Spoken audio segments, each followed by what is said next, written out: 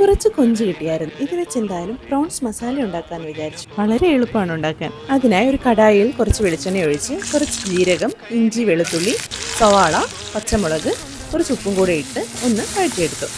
ഇതെല്ലാം ഒന്ന് ചെറുതായി വാടിയതിനു ശേഷം തക്കാളിയും കൂടെ ഇട്ട് നല്ലപോലെ ഒന്ന് വഴറ്റിയെടുത്ത് തീ ഓഫ് ചെയ്യാം. ചൂടാറിയതിനു ശേഷം ഒരു മിക്സിയുടെ ജാറിലോട്ടിട്ട് നല്ലപോലെ അരച്ചെടുത്തിട്ടുണ്ട്.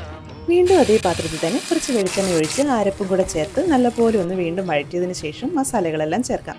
മഞ്ഞൾപ്പൊടി, മുളക് പൊടി, കുരുമുളക് പൊടി, ഗരം മസാല, മല്ലിപ്പൊടി ഇതെല്ലാം ഇട്ട് നല്ലപോലെ വഴറ്റിയെടുത്തു. പൊടിയുടെ പച്ചമണം മാറിയതിനു ശേഷം നമ്മുടെ കൊഞ്ചും കൂടെ ഇതിനകത്തോട്ടിട്ട് അടച്ചു വെച്ച് ഒരു 5 മിനിറ്റ് വേവിച്ചതിന് ശേഷം ഒരു 1/4 കപ്പ് വെള്ളം കൂടെ ഒഴിച്ച് അടച്ചു വെച്ച് ഒരു 15 മിനിറ്റോളം നല്ലപോലെ വേവിച്ചെടുക്കാം. അടപ്പെടുത്ത് മീഡിയം ഫ്ലെയിമിലിട്ട് നല്ലപോലെ ഒന്ന് വറ്റിച്ചതിന് ശേഷം ഒരു 1/2 കപ്പ് തേങ്ങാപ്പാലും കൂടെ ഒഴിച്ചു കൊടുക്കുന്നുണ്ട്. ആ തേങ്ങാപ്പാലിൽ കിടന്ന് നമ്മുടെ കൊഞ്ച് ഒന്ന് തിളച്ച് വരുമ്പോഴേക്ക് കുറച്ച് മല്ലിയിലയും കൂടെ ഇട്ട് തീ ഓഫ് ചെയ്യാം.